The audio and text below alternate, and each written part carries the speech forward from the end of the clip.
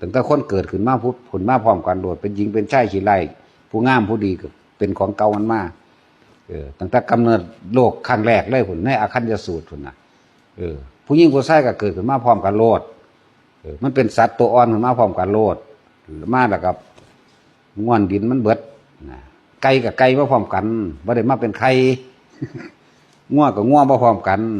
วิทยาศาสตร์เขาว่าลิงเด้คนพัฒนามาจากลิงลิงซุ่มเก่ามันเคยยั่งอยู่สันมันคือบ่พัฒนาให้เบิดเนาะมันเป็นปัญญาอ่อนบ่ลิงพวกนั้นมันก็สั่นตัวลิงกับลิงขึ้นมาพร้อมกันผัวเมียกับผัวเมียขึ้นมาพร้อมกันโลดงัวควายตัวผู้ตัวเมียขึ้นพร้อมกันโลดไก่ผู้ไก่เมียก็เกิดพร้อมกันโลดของมันมีมาแล้วนั่นแหละ สังสารวัฏต้นกำเนิดแห่งโลก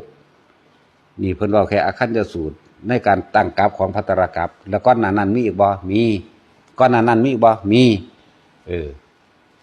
ในสารมัณฑกัปพุทธเจ้า3 องค์ในภัตตรกัป2 องค์ก็มี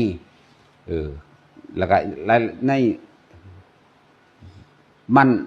มันทรกัปมีองค์เดียวก็มีจังซี่นั่นแหละกำเนิดโลก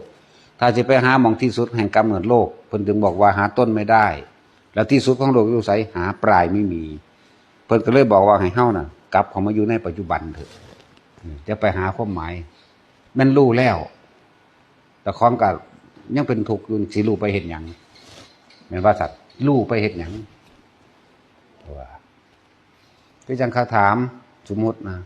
อาจารย์บวชนานไปยังถ้ามันรู้แล้วเจ้าพ้นทุกข์อยู่บ่รู้แล้วเจ้าบรรลุอรหันต์บ่ถ้าเจ้าบรรลุข้อยสิบอกจังซั่นตัวคือถามว่าอายุจักปีจังสิก็สิจักรู้ไปหยังอายุจักปีก็เลยแม่นบ่สัตว์ก็นับบ่ได้มันเกิดมาโหลนจังซั่นแล้วแม่นรู้แล้วว่าอายุเท่านี้แล้วแม่นหยังบัดพวกเจ้าจะไปเฮ็ดหยังบัดนี่แหมมันมีประโยชน์อีหยังกับการไปรู้ว่าเพิ่นอายุเท่าใดเกิดนั่นเกิดนี่เท่าใดแม่แม่นบ่สัตว์ของพ้นอยู่บ่ว่าบ่เอาไปเถียงกันแม่นบ่สมชายเอาไปเถียงกันแต่ผู้ศรัทธาผู้มีความเสื่อเฮ้ยหาก็บวชเห็นบ่ล่ะผู้บ่ศรัทธาถ้าผู้บ่ศรัทธาก็บายอีกแบบนึงผู้ศรัทธาก็บายอีกแบบนึงเห็นบ่ล่ะจังสั่นแล้วเว้ยมันเอาไปเถียงกันซื่อๆเด้เนี่ยเปรียบเทียบให้เข้าใจง่ายๆเอ้ารู้เพิ่นแล้วว่าเพิ่นเป็นอายุเท่านั้นจังสั่นจังซี่เลยก็แต่ของได้หยังนี่แหมแต่มันหรือว่าคือจังเฮา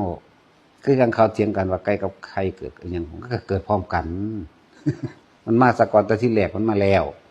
หญิงกับชายก็เกิดพร้อมกันมาตั้งที่แรกแล้วว่าท่านใส่เสื้อผ้าดอกแต่ว่าเขามีอาหารกินเนี่ยเขาก็อยู่ได้อุ้ยน่านเด้สิว่ามันสิมาหาเสื้อผ้าใส่ได้มันธรรมดาบ่เป็นกับเป็นมหากัป160กัปเรียกว่า1เป็น1มหากัปพญาคว้าเราสิเอาอีกแล้วกัปหนึ่งกับซ้ำนี่แล้วเห็นบ่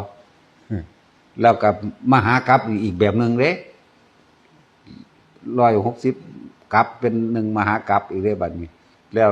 160มหากัปเป็น1กระสงไขถ้าพวกเจ้ารู้คำตอบแล้วพวกเจ้าก็สิมีความหมายหยังเด้อนี่นะ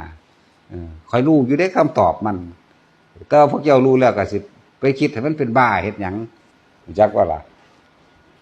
เป็นผลพวกความประสาทเรื่องอะไรพวกนี้จักว่ามีส่วนแห่งความเป็นบ้าเด้ออจินไตยเด้อพวกนี้เป็นสิ่งที่ไม่ควรคิดแต่มันจบบ่เป็นได้อันนั้นน่ะแต่แค่ว่าเอาอัน42แสนคูณกันกับ16เราเลข5ใส่เขียนเลข0ใส่พวกเจ้าสิอ่านว่าจังได๋เอาคิดออกบ่สมชาย42แสนโกฏนี่แหม แล้วเอา16คูณกันเท่ากับเราเลข5ใส่บัดนี้เราเอาเลข0ใส่จนเท่านั้นกิโลนั่นแหละเป็นเท่าไหร่พญาศิลป์คือจังซั่นล่ะเจ้าสิอ่านว่าจังได๋บัดนี้เอาแน่เจ้าสินับเป็นปีได้เท่าใดเจ้าสินับเป็นวันได้เท่าใดเจ้าสินับเป็นชั่วโมงเป็นนาทีเป็นวินาทีได้เท่าใดแล้วเจ้าสินับไปเฮ็ดหยังให้มันได้หยังเกิดขึ้นบัดนี้ได้แต่บ้าตัวจักบ่ล่ะ นั่นแหละมันเป็นของหลอกลวงเด้อกลับเข้ามาในปัจจุบันของเจ้าของเองดีที่สุด